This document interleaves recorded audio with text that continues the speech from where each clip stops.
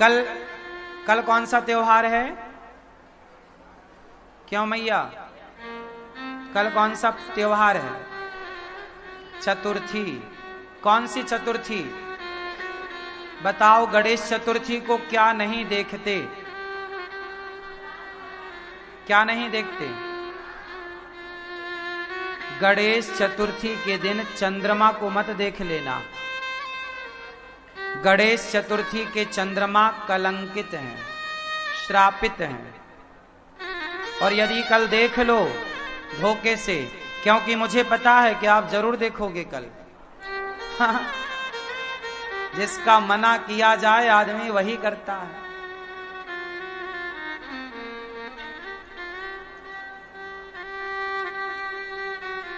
यदि आप धोखे से देख लें तो एक छोटा उपाय कर लीजिएगा। एक छोटा सा पत्थर उठाकर चांद की तरफ यूं फेंक दीजिएगा, तो वह पाप जो लगता है वह प्रायश्चित हो जाता है। या फिर चांद को, गणेश चतुर्थी के चंद्रमा को क्यों नहीं देखते, इसकी कथा है। कहो तो मैं सुना दूं 2 मिनट में।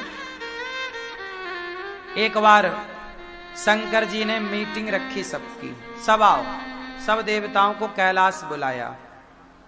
तो गणेश जी कैलाश की तरफ जब चले तो चूहे पर चढ़कर चले, तो वो चूहा चढ़ाई चढ़ने लगा तो गणेश जी गिर गए। पीछे चंद्रमा खड़े हंसने लगे, ओहो गणेश जी गिर गए। तो गणेश जी ने श्राप दे दिया कि तुमने हमें उठाया नहीं, हमारी मदद नहीं की। हंसने लगे, बड़ा घमंड है तुम्हें अपनी सुंदरता पर। जाओ, श्राप देता हूं, आज से तुम्हें जो देखेगा कलंकित हो जाएगा, कलंक लगेगा उसको झूठा। चंद्रमा चरणों में गिर पड़े, महाराज क्षमा। अच्छा कोई बात नहीं। फिर चतुर्थी के दिन, उस दिन चतुर्थी थी, बोले आज गणेश चतुर्थी के दिन जो तुम्हें देखेगा उसे झूठ मूठ का कलंक लगेगा। कई बार तुम्हारा परिवार तुम्हें झूठा कलंक लगाता है, झूठी चोरी लगती है, तुम्हारे चरित्र पर झूठा कलंक लगाता है, कुछ लोग लगा देते हैं। ये झूठा कलंक कई बार इसलिए लगता है क्योंकि आपने गणेश चतुर्थी की चंद्रमा को देखा। इससे मुक्ति का उपाय है एक छोटा पत्थर चंद्रमा की तरफ फेंक देना, देख लिया है तो। और भगवान श्री कृष्ण के दूसरे और तीसरे विवाह की कथा, जाम्बवती और सत्यभामा के विवाह की कथा, श्री कृष्ण के साथ इनके विवाह की कथा कोई सुने तो इस पाप से मुक्ति मिल जाती है, उस कलंक से मोक्ष हो जाता है। तो कल चंद्रमा मत देखिएगा। पहला, कल कुछ लोग अपने नया घर बनाते हैं तो नए घर के ना द्वार पर गणेश जी की फोटो लगा देते हैं। देखा होगा आपने, टाइल पत्थर आती है, टाइल्स, उस पे गणेश जी का फोटो लोग अपने बाहर देखते हुए लक्ष्मी गणेश द्वार पे लगा देते हैं। लक्ष्मी और गणेश ये कभी द्वार पर नहीं होने चाहिए। गणेश जी बुद्धि हैं, तो बुद्धि घर के बाहर चले, घर के अंदर ना चले, घर के अंदर होनी चाहिए। लक्ष्मी घर के बाहर नहीं, अंदर होनी चाहिए। तो द्वार पर क्या लगाएं? गणेश लक्ष्मी नहीं, शंख चक्र और तिलक लगाना चाहिए द्वार पर। ये जैसे शंख चक्र, ये देखो, ये द्वार पर है।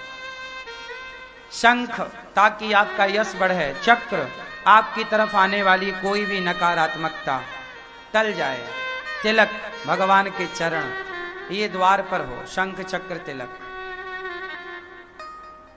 लक्ष्मी गणेश अंदर। कल गणेश जी बिठाओगे, कुछ लोग गणेश जी जब आप बिठाते हैं तो गणेश जी की पूजा होती है। गणेश जी की पूजा क्यों होती है जरा हमें बता दो आप लोग। गणेश जी प्रथम पूज्य क्यों है? क्यों होती है गणेश जी की पूजा?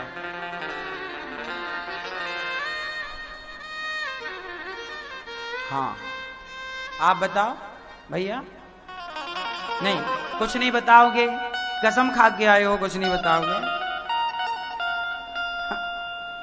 भैया बताओ, गणेश जी की पूजा क्यों होती है प्रथम? हाँ, आप बैठे बैठे।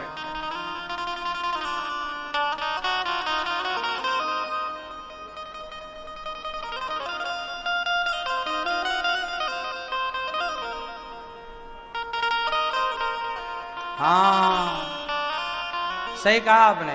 बैठिए, बोलो आप। पी ले भैया। एक बार भगवान शंकर जी ने, माता पार्वती ने, सभी देवताओं ने कहा कि पृथ्वी की परिक्रमा जो सबसे पहले करेगा संपूर्ण, वह पहला बुद्धिमान कहलाएगा। कार्तिकेय जी मोर पर बैठ के उड़ गए, पर गणेश जी का वाहन चूहा। चूहा कैसे परिक्रमा लगाए? मोर तो बहुत तेज दौड़ता उड़ता है, चूहा कैसे चले? तो गणेश जी ने अपने माता पिता की परिक्रमा लगाई,